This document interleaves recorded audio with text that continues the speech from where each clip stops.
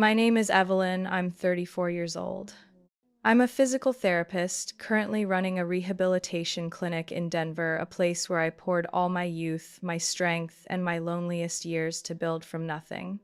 And right at my mother's 60th birthday party, in the middle of a glittering hall with more than 50 guests, my father raised his glass, smiled, and declared, "Evelyn's clinic is our family's legacy. And starting next month, Harper, her younger sister, will take over management." Applause broke out. Nods and compliments rained down on Harper, the one who had never even taken a basic medical class, as if it were the most natural thing in the world. And me? I was still sitting at the table, not even 10 steps away. I said nothing. I didn't react. I only gripped my purse tighter, the very place where a confidential file rested, powerful enough to shatter the shared dream they were trying to stage. Have you ever been publicly denied your own hard work, right in front of others by your own family?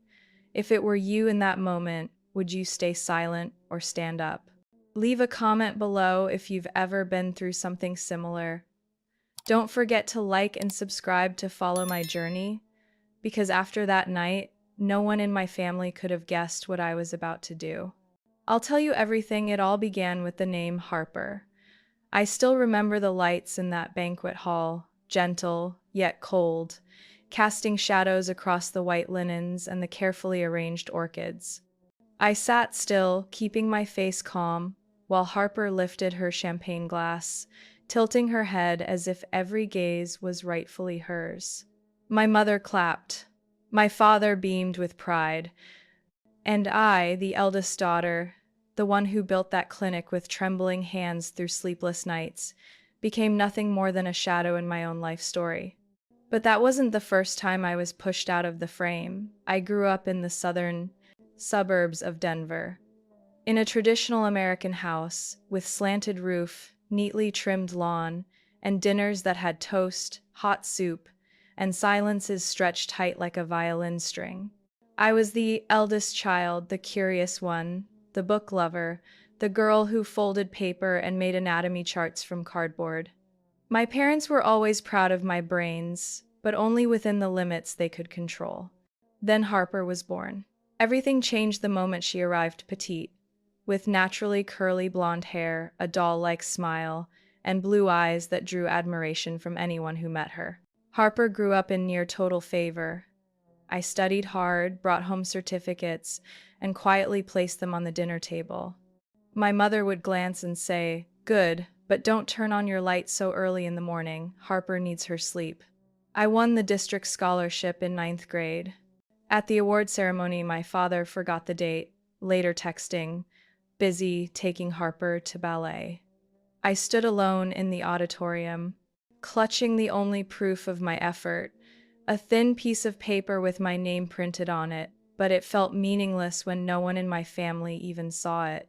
On my 12th birthday, I received a pre-printed card and a black fountain pen. 2 weeks later, Harper's outdoor party had a 2-tier cake, a brand new bicycle with a flower basket and ribbons. I helped my mother set the tables, cleaned up, and took photos of Harper. "The good big sister always makes me proud," my mother said, before walking away to help Harper tie the laces on her new shoes. I studied physical therapy in college by juggling 3 jobs: research assistant, coffee server at the library, and tutoring anatomy for underclassmen. Meanwhile, Harper studied communications in California with every expense covered by our parents. They rented her an apartment near the beach, bought her a red Mazda to get around, and flew out every holiday to visit. I never told anyone that I once had to sleep on the dorm floor, padding it with old coats, because there were no rooms left and I couldn't afford an apartment. No one asked. I once knocked on my family's door to request help with hospital internship fees just once. My father folded his newspaper, frowned, and said, "I can't pay for both of you. Harper needs a car for her summer internship." I nodded. I always nodded. While Harper vacationed in Europe with her boyfriend, I pulled overnight shifts at the hospital, grading physiology exams at 3 a.m. I learned how to ease patients' pain. but no one ever asked how much it hurt to return to an empty room each night. My first colleagues weren't celebrated doctors, they were janitors, exhausted nurses who still shared their leftover pizza with me at midnight. I was never jealous of Harper. Jealousy belongs to those who crave what they lack. All I wanted was to be seen for my effort, my limits, my own worth. Not as the obedient big sister, the easy child, or the one who can manage on her own. The name Evelyn never appeared in my mother's dinner table stories with friends. But Harper is interning at the biggest media company in the state, came up at least 3 times each gathering. I earned a doctorate in physical therapy with honors, invited to be a visiting lecturer. Yet my mother still introduced me as she does something with hospitals, fixing arms and legs or something. When I opened my own clinic, they didn't object, but they didn't congratulate me either. I invited them to the grand opening, prepared pastries, hot tea, even name tags for them. My father said he had a shareholders meeting. My mother texted, "Harper isn't feeling well. I have to stay home with her." Later, I found out they had taken Harper wedding dress shopping that same day. There's a photo at the reception desk snapped quickly by a colleague. I'm standing in front of the glass door, still streaked with paint, holding scissors to cut the red ribbon, a plastic champagne flute in one hand, my first license gripped tight in the other. She said, "You look like someone who just survived a war." I didn't answer. Because she was right. Every machine in that therapy room, every light, every set of rehab tools was bought with a loan of nearly $180,000. I signed every invoice, stayed up until morning, preparing grant applications, typed countless letters to suppliers, and Harper texted, "Hey sis, can you spot me $600? I'm late on rent this month, just as I finished paying the 12th bank installment." I never expected to be branded the freeloader of family success because of one public party. But maybe that was when things had to change. Not because I needed to prove anything, but because it was time I decided for myself what my value would be. And most of all, it would no longer be defined by Harper. I still remember that very first morning when the doors of Aspire Therapy opened. No red ribbons, no flashing cameras, no friends, not even my parents or Harper, just me, a hastily taped sign, and the heavy smell of fresh paint. I sat on a flimsy plastic chair, hands trembling after a restless night, not from nerves, but from a sore back after curling up on the treatment table instead of a bed. The room was barely 400 square feet, rented from a yoga center that was closing down.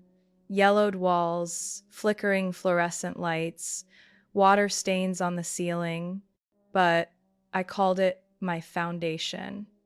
From there, every first therapy session, every insurance form, every single dollar I built with my own hands. I chose the name Aspire not just for how it sounded, but because it meant to rise, to reach upward, not bow down.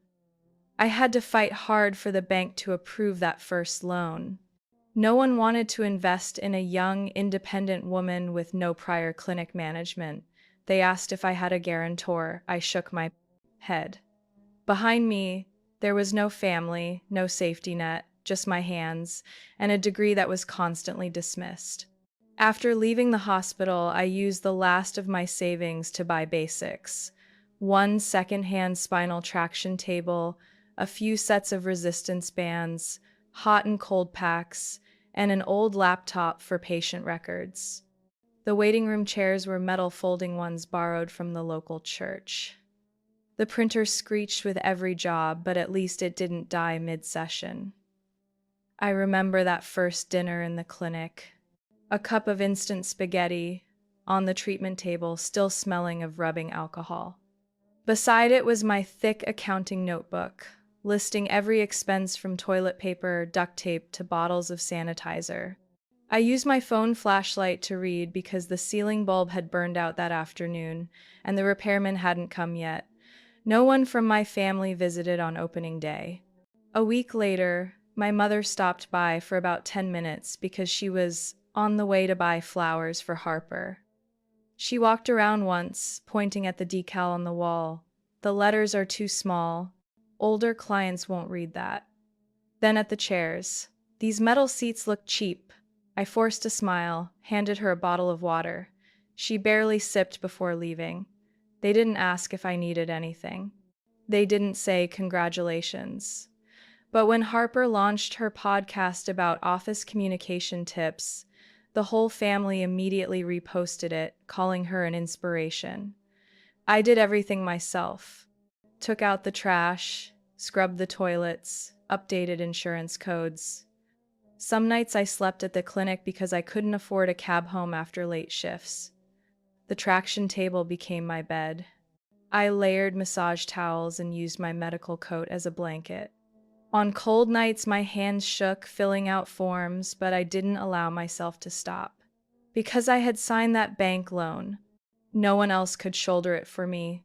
By the third month, I finally had a steady stream of patients. One recommended another. They came for the attention to detail, for the way I remembered even the smallest sore spots, for how I listened more than I read MRI results. I treated veterans with chronic back pain, young mothers with dislocated knees postpartum, old men with fractured wrists from skiing, each one a story, and I treated them like family. And then Harper showed up. That summer, she had just lost her job at a media company. My mother called, "Sweetie, Harper has some free time. She wants to experience the medical field. Can you let her work as a temporary receptionist? She needs to rebuild her confidence." I meant to say no, but I nodded. Like always, I still hadn't learned how to say no.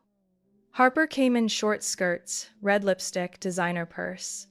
She greeted patients like a show host, pried too much into their personal lives, and always blasted pop songs in the waiting room because, as she put it, instrumentals make the place gloomy. The first week, Harper botched 3 patient files. One time, she double-booked 3 people at the same slot, and I had to juggle rooms like a circus act. One elderly lady waited nearly an hour, and when I apologized, she only smiled. I thought I was back at a public hospital. That sentence stung like a slap to the pride I worked so hard to uphold. By the second week, Harper started giving special discounts to her sorority friends. They came without appointments, demanded lower prices, and complained about waiting. At the end of the month, I found more than $900 missing due to unlogged discounts. When I asked, Harper shrugged. "Sis, it's customer service. You have to know how to please clients." I kept calm, called her into my office, explained line by line. She crossed her legs, fiddled with her phone, then suddenly said, "I think you should learn to manage with a lighter touch. A tiny clinic like this won't grow if you're too strict." I said nothing. I stayed silent, as always. But that evening, after she left, I called the locksmith to change the entry code. And I spent the next 3 months repairing everything Harper left behind. I wrote apology letters to patients with rescheduled appointments. I refunded people overcharged by insurance. I sat with the accountant to review every payment. And during those months, not once did my family ask how I was managing. They only asked if Harper had found a new job yet. That night, I drove to my parents' house with a bottle of red wine, the kind my mother likes. Early autumn air was crisp, leaves beginning to turn, everything outside so calm compared to the unease in my chest. My mother opened the door, smiling so brightly it startled me. She pulled me inside as if we were the perfect family, as if the months I had battled alone had never happened. The dinner table was set carefully. Beige tablecloth, her porcelain set reserved for special occasions, candles burning with cinnamon and vanilla scent. "She's here," my mother called toward the living room. "Harper, come help with the main dish." I took off my scarf, handed my mother the bottle of wine, and was about to say something light when my father stepped out, holding a glass of wine, with that familiar smile, the kind that always came before some hard-to-swallow lecture. "You look tired, Evelyn. Is the clinic still that demanding?" he asked, as if it were genuine concern. I nodded politely. "It's fine, the clinic is finally finding its footing." He didn't say more, only gestured toward the table. Harper emerged from the kitchen in a tight dress, perfectly made up. She hugged me quickly, then glanced down at my shoes as though checking if I was keeping up with the trend. Dinner began with my mother's pumpkin soup, something I had loved as a child. But tonight it tasted strangely bland, or maybe it was just me, sitting adrift among people I was still supposed to call family. "Sweetheart," my mother began, setting her spoon down gracefully, "your father and I have talked with Harper quite a bit lately.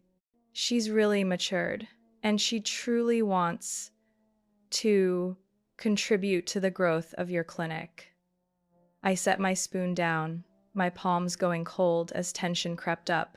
Harper sat up straighter, flashing a smug smile. "I understand I've made some mistakes in the past, but I've learned a lot. I just finished an online business management course. I could help you with the administrative side so you can focus on treating patients." I lifted my head, my eyes moving from my father to my mother. "The clinic already has management in place," I said evenly. "Everything is running fine." My father put his glass down, the faint clink of crystal against wood carrying a subtle warning. "Evelyn, you need to think bigger. The clinic can't just belong to you forever. We're a family. Harper has a gift with people. She knows how to build connections. If you let her take on management, I can introduce you to some major partners. Expansion would be much easier." I looked at him. "So, in exchange for that help, you want me to hand management over to Harper?" He nodded, as if it were self-evident. "On paper, we could start with an advisory role. Then, if things go smoothly, Harper could step into an executive position. You'd still be the lead doctor. No one is taking that away." I straightened in my seat, gripping the edge of my blouse. "That clinic is my work. Every brick, every piece of equipment, every dollar invested. No one in this family ever asked what I needed. So why do you want to share now?" Harper chimed in, her voice still laced with feigned gentleness. "Don't think we're trying to take credit. We just want to help you succeed. I have plans for marketing, branding, and attracting new investors." I stayed quiet, but heat throbbed at my temples. Old resentment surged like an undertow, the birthdays they forgot, the parties that were only for Harper, the phone calls I placed that went unanswered unless I mentioned her name. My father slid a leather-bound folder toward me. "I had a lawyer draft a preliminary agreement. Everything is legal and straightforward. All it takes is your signature, and we can transition management smoothly." I stared at the stack of papers. Even the way he spoke made it sound like I was his employee. I lifted my head. "And if I don't sign?" He leaned back, arms crossed. "You have a loan application under review, don't you? I know people on the board. It wouldn't be hard to have them take a closer look at your credit file." My mother kept her composed face, but worry flickered in her eyes. "Evelyn, don't be so tense. We're only trying to help you go further." I drew a deep breath. "I don't need that kind of help," I said, my voice strangely calm. "And I'm not signing anything tonight. I came here for a family dinner, not an ambush meeting." Harper frowned. "You're being overly sensitive. I don't know why you always see yourself as the victim." I turned to her, my gaze steady. "You don't need to understand. You just need to step away from what doesn't belong to you." No one spoke. The room fell silent, save for the clinking of silverware in the kitchen and the once pleasant candle scent now suffocating. I rose from my chair, quietly pulling a black leather folder from my bag and placing it on the oak table in front of my father. His eyes narrowed. "Before you say another word, I think you should look through these." Harper scoffed. "You brought documents to dinner? That's overly dramatic." I didn't respond. I flipped the pages, until I reached one stamped in red: the Strategic Partnership Agreement with Cascade Health Partners, a leading private healthcare group in the Northwest, known for its distribution, technology, and investment capacity. As of last month, I said, Aspire Therapy signed a long-term partnership with Cascade. They handle administration, marketing, and service development. That lets me focus fully on my patients. My father leaned forward. You never told the family. I nodded slightly. Because it was an independent decision.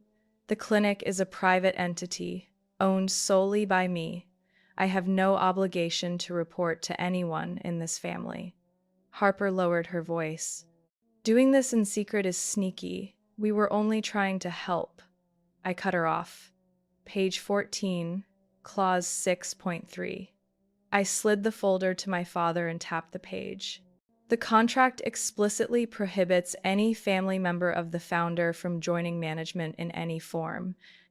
Violation voids the agreement and triggers a financial penalty of over $200,000 on me. My father clenched his jaw. Harper pulled back. My mother stayed silent. This isn't a game, and it's not a place to test my loyalty. I fixed my eyes on my father. If you want to use your bank connections against me, go ahead. But that means going head-to-head with Cascade, a company that can put 10 lawyers on a single case within 3 days. No one replied.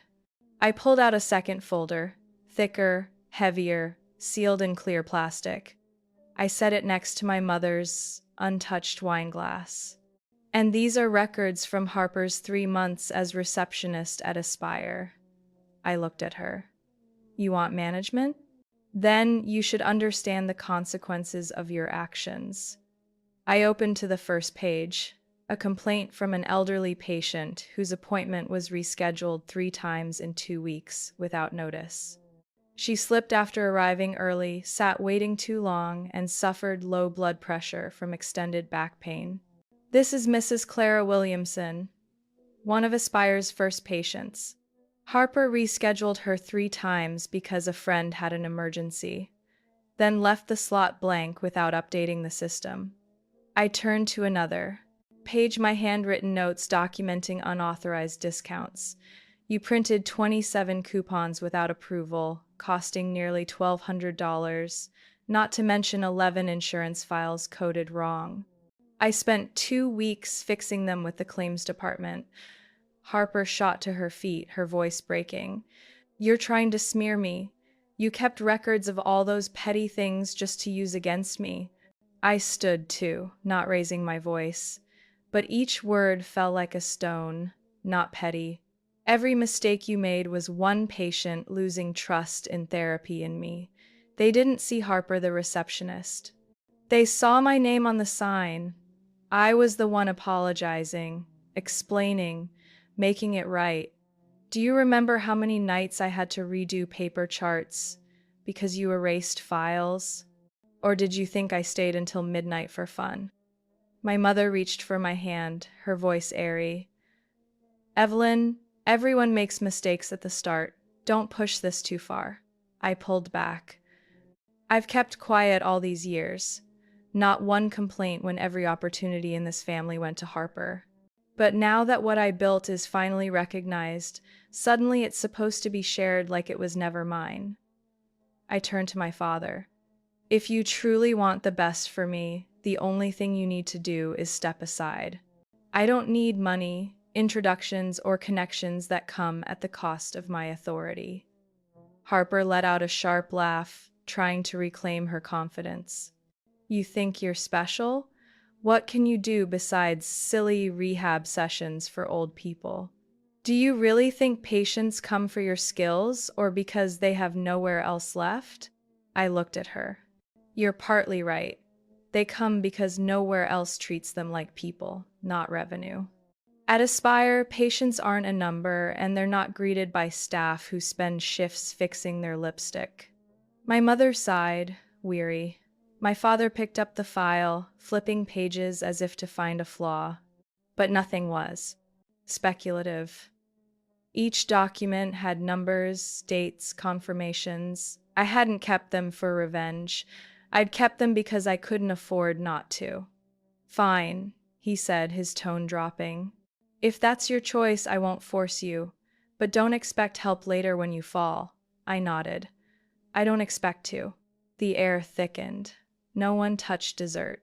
Harper left first, her heels pounding the hardwood, leaving behind a cloud of perfume too sweet for the space.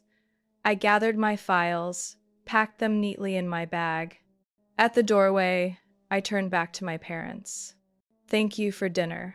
And if anyone asks about my clinic, tell them the truth. I built it myself, and I'll be the one to protect it. I thought that after this dinner, they would finally understand that once I drew a clear boundary, the meddling would stop. But I had overestimated the respect they had for me. The following week, I received a text from an old colleague, Jenna. She had worked at a West Side clinic before moving to a top rehab center in Boulder. Evelyn, I just saw a post from Harper. She says your clinic is a family legacy being restructured by the younger generation. Do you know anything about this? I clicked the link Jenna sent. It was a long post by Harper, public on LinkedIn and cross-shared on her Facebook. In the photo, she wore a white lab coat, one I knew she had never once worn while working, standing proudly in front of Aspire Therapy. The caption below stood out in bold, "Proud to be the next generation. Continuing our family's physical therapy clinic where we remain committed to traditional values of care while striving for sustainable growth." I read it 3 times, steadying my breath. Harper wasn't just trying to insert herself into my work. She was rewriting history. The post wove in emotional hooks, stories of growing up in a healing environment, learning from my dedicated sister, and using my communications background to take our family clinic to the next level. The comments underneath overflowed with praise. Acquaintances of my parents shared the post with captions like, "That's the Blake daughter, beautiful and talented," or "proud of such a strong family tradition."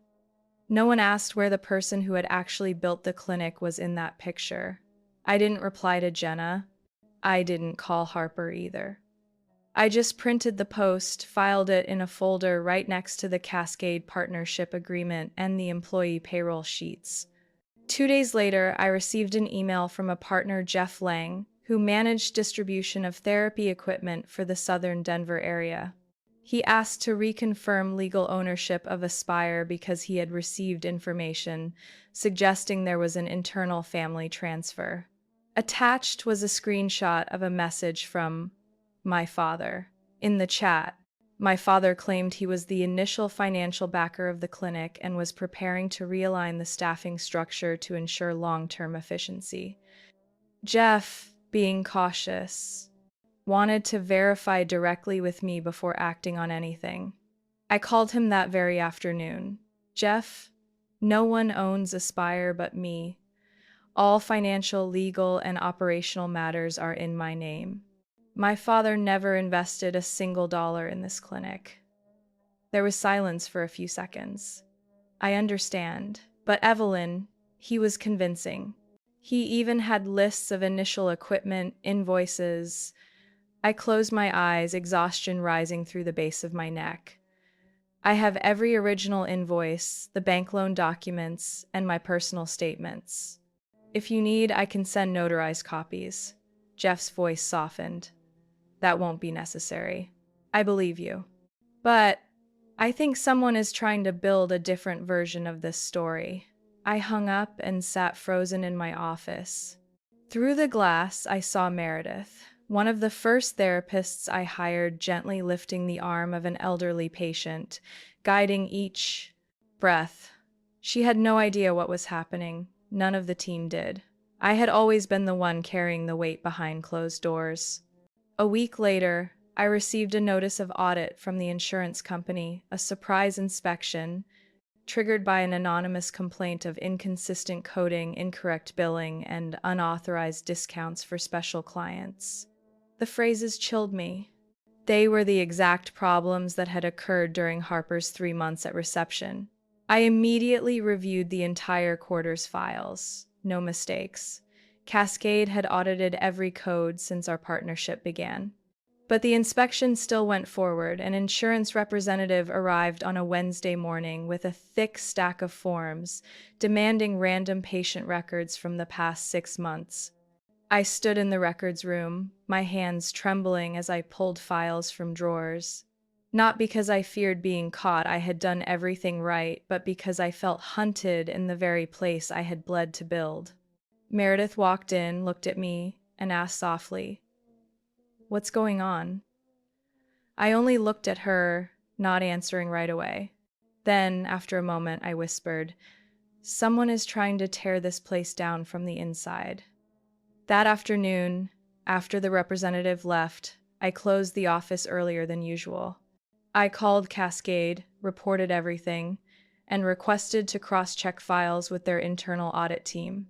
Cascade responded immediately, agreeing to cooperate and offering to provide legal support if there was evidence of defamation. On the drive home, I pulled into a lot overlooking a park. Dusk had fallen, but I didn't turn on the lights. I sat in silence, watching people walk their dogs, bundled in coats and gloves. Everyone seemed to have somewhere to go. So did I. But suddenly, everything felt fragile, as if I could lose it all to a few well-placed lies. I opened my phone and scrolled back to Harper's post. A new comment stood out from my mother. "So, proud to see our daughters building a career together. Family is the foundation of every success." I read that line again and again. Then I turned off my phone, not because it hurt, but because I was too familiar with that feeling. And this time, I refused to let it consume me again. I didn't drive home that night. My car drifted aimlessly through streets, past shuttered bookstores, coffee shops still lit, rows of trees no one noticed. I didn't turn on the radio. The silence cleared my mind, like a lake's surface before a storm. I had lived with isolation, but never had I felt the world aligned against me so deliberately. Each strike against the clinic, the post, the rumor, the audit was no accident. It was orchestrated, and those pulling the strings bore the name Blake. The next morning, I arrived at the clinic earlier than usual. Meredith was grinding coffee, the hum of the machine steady in the quiet. She looked at me, asked nothing, and simply handed me a cup before sitting across the table. "Someone's here to see you," she said after a sip. "He's been waiting since 7 a.m., reading paperwork in the lobby." I frowned. "Who?" "Marcus Hunt. Remember him?" I nodded immediately.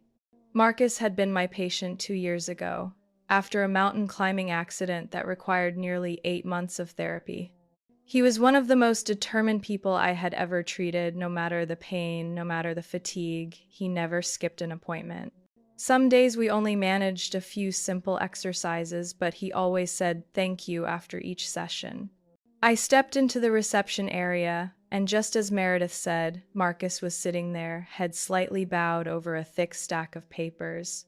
He wore a light gray shirt, thin-framed glasses, and still carried the calm presence I remembered, save for a few new silver strands at his temples. When he saw me, he rose immediately. "Evelyn," he said with a gentle smile, his eyes sincere, "I'm sorry for showing up unannounced." I invited him into my office. As soon as we sat, Marcus set the documents on the wooden desk and looked me straight in the eye. "I know what's going on," he said in a steady tone. "I read Harper's post, and I know your family is trying to manipulate the ownership of your clinic." I stayed quiet, waiting for him to continue. "I'm not a man of many words, but I'm a healthcare attorney and I owe you the body I have today. If you'll allow me, I'd like to represent you completely pro bono." I stared at him, my throat tightening. "Why?" I asked softly. Marcus leaned back, removing his glasses. "Because no one should have to stand alone while fighting for what they bled to build. And because I've seen how you work. People like you deserve a fortress behind them. I don't remember what I said. Maybe just a nod. Maybe just a faint thank you. But inside I felt anchored, no longer adrift in invisible storms. That day, things I had never expected began to happen. Carlos, the Colombian therapist with golden hands, brought me a stack of records he had quietly saved from Harper's time at the clinic. Screenshots of messages, internal emails, treatment slips with altered timestamps. He spoke gently. I don't want to meddle in your family's affairs. But what Harper did hurt patients, and it hurt this team. We've had enough. Then Haley, the young receptionist with a voice like warm honey, walked in, holding a USB drive. On it was a recording of a conversation with Harper, where she hinted about special discounts for certain friends and told Haley, "Don't make it a big deal. Evelyn won't notice." Haley looked at me, fear and resolve in her eyes. I didn't record it to attack anyone. I did it because I was afraid I'd be the one blamed. I placed my hand over hers. You did the right thing, and I'm proud to have you here. Later that afternoon, as I prepared documents for Marcus, Meredith knocked and handed me a cream-colored envelope. Someone asked me to deliver this directly. Mrs. Lorraine, your mother's old friend. I remembered her, an English teacher who lived 3 blocks away. When I walked home from school, she always greeted me from her porch, sometimes slipping me an old book or a scrap of poetry she loved. I opened the envelope. Inside was a printed email with the subject line, "Request for Evelyn Blake's account verification." Sent by Robert Blake, my father, to a local bank officer, claiming to represent his daughter in restructuring her business account. The chilling part was the attachment, a copy of Evelyn's signature, a scanned image. Altered. I don't know how long I held my breath. Meredith sat beside me. Mrs. Lorraine said she overheard him bragging to friends about being able to control your account. She warned him to stop, but no one listened. She said if you ever need to go to court, use this email. I folded the letter and placed it into the growing pile on my desk. I had thought reason alone could protect my work. But now I understood I needed people willing to stand with me, not for fame, not for favors, but simply because they believed in what was right. I lifted my gaze to the team working outside. The ones I had hired because I trusted the honesty in their eyes during interviews. Now, they were the strongest shield I had against the invisible knives bearing my family's name. I pulled out my phone, typed a message to Marcus. I accept. And thank you not just for the legal protection, but for making sure I don't feel alone anymore. That day, I arrived at the convention center at 8 a.m. The late autumn Denver sky was clear, soft sunlight spilling over rooftops dusted with frost, peaceful as if no storm had ever touched my life. The main hall was on the 3rd floor, where the annual Denver Medical Community Gathering was held, a conference of clinics, hospitals, wellness centers, and local sponsors. I had been invited to speak about Aspire Therapy's new charity program, free therapy sessions for low-income seniors, in partnership with Cascade and the city's community fund. When I entered, warm handshakes and welcoming smiles from colleagues eased me a little. Marcus had come early, already setting up the presentation and standing beside the podium with a slim folder. He gave me a slight nod, as if to say, "Everything is ready." What I didn't know was someone else was ready for a different performance. The event began on time. The host introduced each participant, then invited me up. My voice echoed through the microphone as I told the story of Mr. Charles, an 84-year-old stroke patient living alone, unable to afford rehab. Aspire had treated him for 4 months free of charge, helping him stand, brew tea, and most importantly, step outside onto his porch each morning to see the sky. The hall was hushed. Some nodded, some smiled. I spoke of healing not only through techniques but through listening and understanding. I spoke of how our team worked like a family, not by blood, but by choice. As I finished and prepared to step down, a voice rang out from the back, loud and calculated. "Excuse me, I'd like to add something about the origins of Aspire therapy." I turned. My father was rising from the last row, buttoning his charcoal vest, one hand on Harper's shoulder as she smiled like she was about to walk a red carpet. My mother sat beside them, hands clasped, face unreadable. The host hesitated. "And you are?" "I'm Robert Blake, father of Evelyn, the founder of Aspire Therapy. And I think it's time we made clear this clinic isn't the work of one person. It's the result of our entire family, those who stood by from the start and helped build it." Harper stood too, taking the microphone from his hand. "I'm Harper Blake, Evelyn's sister. You may have seen me in recent outreach campaigns for the clinic. I handle marketing, community connections, and I'm working with my sister to expand healthcare across the West." A ripple of whispers swept the room. I didn't move. I didn't step down. I turned to Marcus. He gave the slightest nod. Calmly, I faced the audience and raised my hand for attention. "Since there have been public claims, allow me to clarify a few things." I pressed the button to start the slideshow. The first slide appeared. The partnership contract between Aspire Therapy and Cascade Health Partners, stamped in red, fully signed, with Clause 6.3 highlighted. No family member of the founder may hold an executive, managerial, or legal representative position in any form. The next slide, a detailed statement of free therapy services Aspire had provided over the past 3 years, with the final line standing out in bold. $50,380.75 in total free services, granted exclusively to my own family members, including my father's shoulder rehabilitation, my mother's heel therapy, and Harper's 6 months of physical care before her vacation in Key West. I heard sharp intakes of breath from the back row. I don't mind helping family, but help does not equal ownership.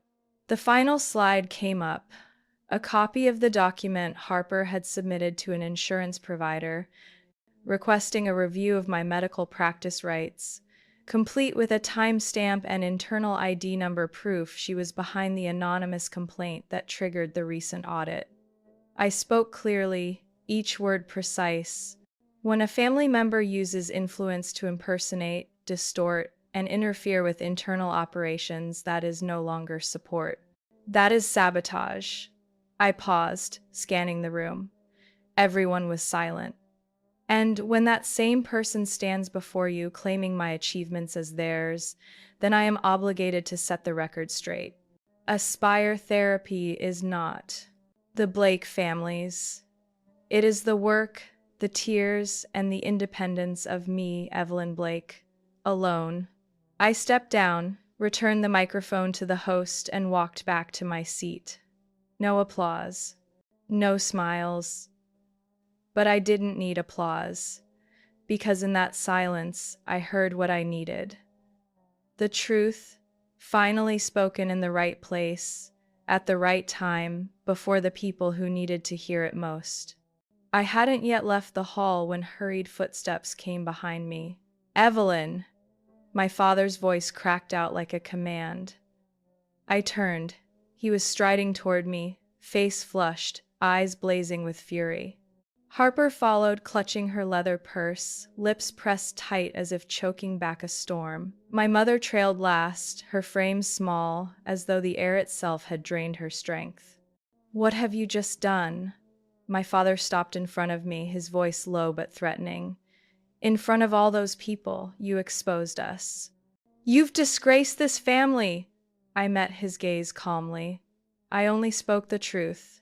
Truth or not, did you need to go that far?" My mother broke in, her voice trembling. "You humiliated me. All of your father's colleagues and friends were there. You chose work over blood.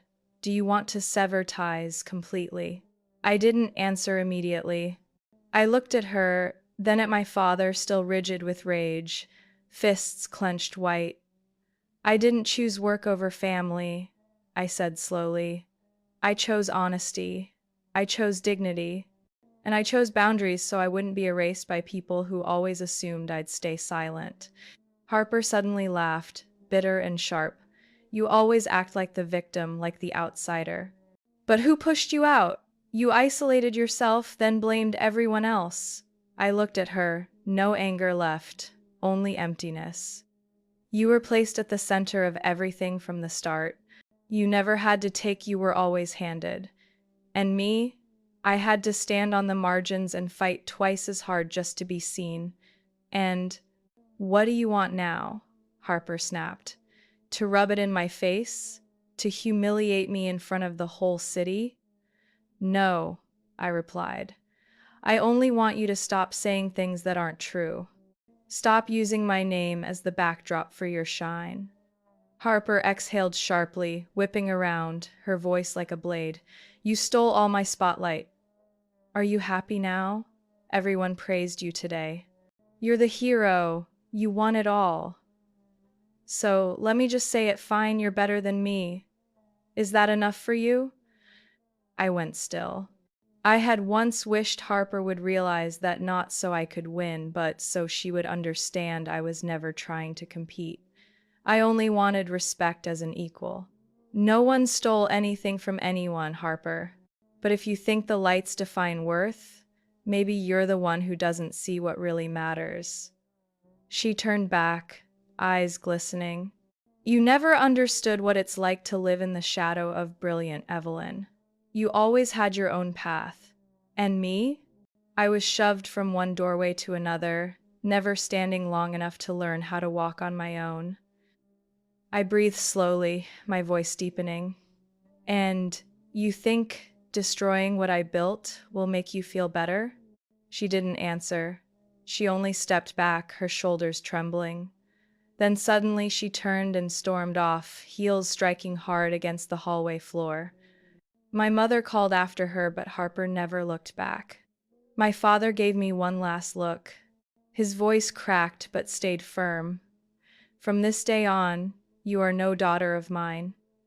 Each word dropped heavy in the air, sharp as the ticking of a clock in an exam room. I didn't argue. I didn't apologize. I didn't deny. I simply stood, arms at my sides. My mother stared at him, stunned. Robert, you can't say that. I mean it, he cut her off. If she chose to walk out of this family, then she needs to know what life without support feels like. I lifted my chin, met his eyes. I've lived without, support for a very long time, Dad. I've only just learned to call it by its name. He didn't respond. My mother, tears running down her cheeks, reached for my wrist. Evelyn, will you come home for dinner one night? Don't let it go this far. I looked at her hand, the hand that had once been warm, that had wiped my fevered forehead, that had led me across streets, but also the hand that always rested on Harper's shoulder at every party, while I stood behind curtains with dirty dishes and a faded smile. I don't want things to go too far, I said gently. But I can't go back to being invisible, Mom. Do you understand? She slowly drew her hand back, eyes lowered. No one spoke again. I walked past them, down the long hallway toward the parking lot. Late sunlight slanted gold across the stone steps. I heard the steady sound of my shoes on the floor, neither hurried nor hesitant. I wasn't walking away. I was moving forward. And this time, no one was behind me pulling the strings. After the conference, I didn't hear from my family for weeks. No calls, no emails, no messages passed through friends. No one asked if I was all right. Strangely, I felt more at peace than ever. A few days later, I got a call from Marcus. Evelyn, I just received notice from the Department of Finance. They've officially opened a preliminary investigation into the forged signature on your business account records. I straightened, my heart tightening. You mean they're looking into my father? Exactly, Marcus said, steady as always. We have the email Mrs. Lorraine provided, plus the bank documents we submitted. A bank employee confirmed the signature looked suspicious and that you weren't present when it was filed. I exhaled slowly. I don't want to take him to court, Marcus. I just want them to stop. I understand, he said softly. We're not filing criminal charges, but if the investigators find violations, that's their decision. At the very least, he won't be able to access your financial records anymore. I thanked Marcus and hung up. I felt no triumph, just lighter, as if a door that had always been locked from the outside had finally been opened. Days later, Meredith walked into my office with her iPad. You need to see this. She handed it over. It was a post in a local marketing industry group. An anonymous user shared a story about an applicant rejected for involvement in misappropriating someone else's business work. The comments left little doubt many alluded to Harper. I didn't want to believe it, but Meredith showed me 2 more emails from HR managers who had received her resume. They confirmed Harper had applied at local media firms but was rejected after background checks. A week later, I received a letter with no name, no return address. The slanted handwriting was instantly familiar. Evelyn, I'm working admin at a small interior design firm in South Aurora. The office has just 5 people. The pay isn't much, but I have no other choice. I don't mention the clinic anymore. No one asks, and I don't explain. Each morning, I unlock the door, start the printer, make coffee for my boss, and remind myself this is what's left of what I did. I don't blame you. I just want you to know I understand now. If someday we can sit and talk as 2 women, not 2 roles in a family, I'd like that. I held the letter for a long time. I didn't know where Harper sent it from or what she meant beyond the words. But at least it was the first time she chose silence as an admission. Meanwhile, my father, the man who had once marched into that hall like an owner, now appeared in public, quieter than I'd ever known. I didn't see him again, but heard he stepped down from the family company's board, citing health reasons. One of his old colleagues, Dr. Troy, came to Aspire for knee therapy. While waiting, he looked at me and said softly, "Your father, he was proud of you, you know. He just never knew how to show it, but he was wrong to turn that pride into control." I didn't reply. I only bowed my head slightly, as thanks. Then, one Saturday morning, while I was filing records with Carlos, Haley walked in carrying a thin sealed envelope. On the front, only one line, "For Evelyn, read alone." I took it back to my office, sat down and opened it. It was a letter from my mother. "My daughter, I'm writing this while sitting at the community church, where I started volunteering 2 weeks ago.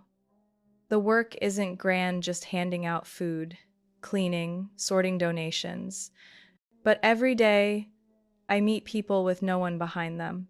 There's a 76-year-old woman who still pushes a cart from the bus stop home each afternoon. She has 3 children, but they live far away and are too busy. Yesterday, she told me, some children are born to be a pillar but get turned into a shadow. I didn't ask more, but those words made me think of you. You've been stronger than anyone I've ever known, and I'm sorry I didn't see it sooner. I was too focused on what was easy to be proud of Harper's certificates, her shining presence, that I forgot the kind of strength that grows quietly.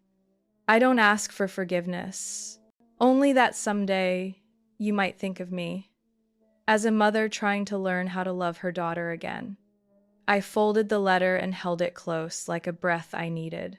I wasn't sure if forgiveness had found its way into me yet. But one thing I knew with certainty, I no longer needed them to prove my worth. And if they chose to change, truly change, I would be willing to open a small door, just enough to let the light through. The rest of my life, though, I would dedicate to guarding that light for those who deserved it more, my patients, my colleagues, and myself. A year passed, and everything shifted in ways no one could have predicted, especially me. Aspire Therapy, once a modest clinic squeezed between 2 rundown shops, now stood inside a three-story building of glass and red brick, right on the corner of Lexington Avenue.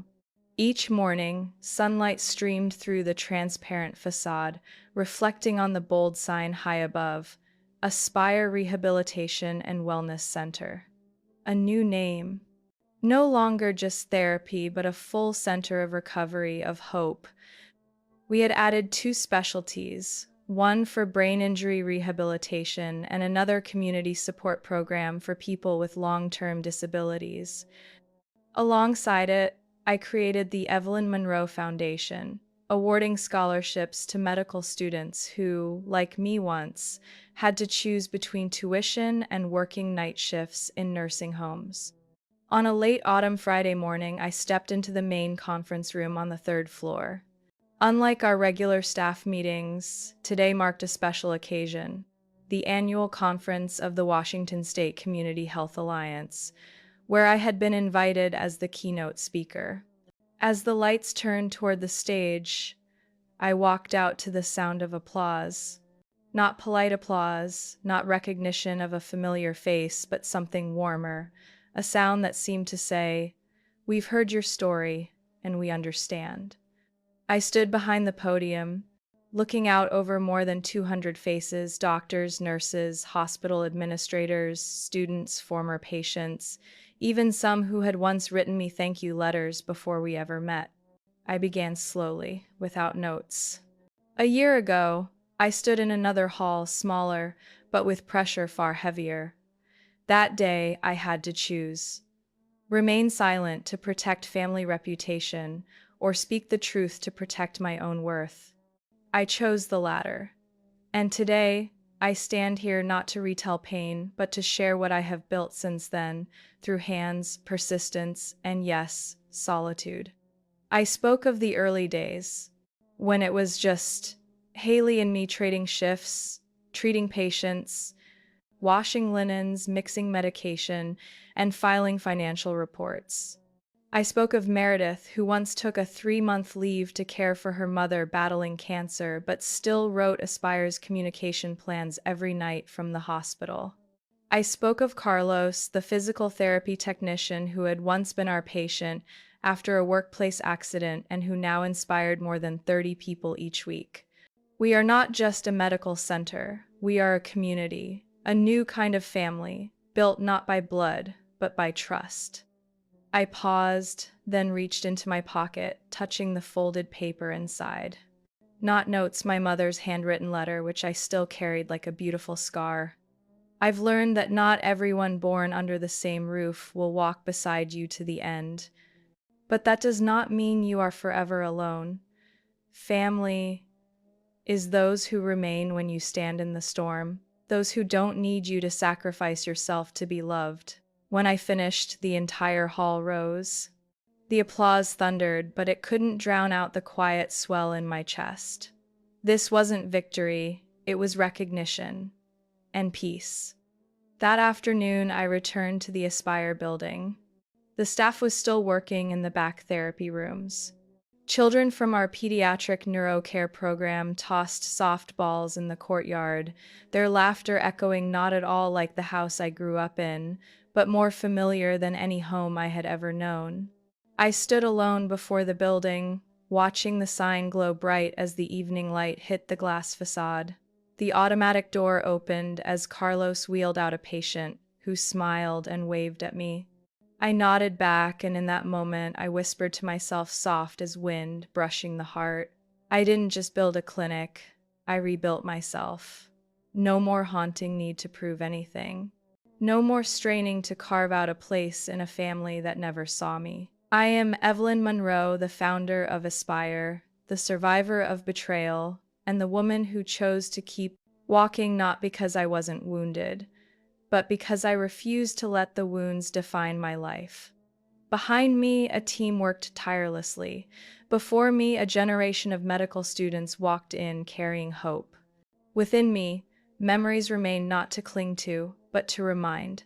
No one is defined by where they fall, but by where they choose to rise.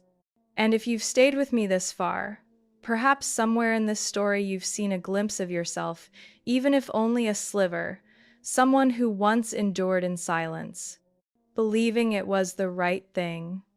Someone once diminished by their own family, or simply someone who had to stand up, alone, and choose to live kindly in an unkind world. I don't share this story to blame or to seek pity.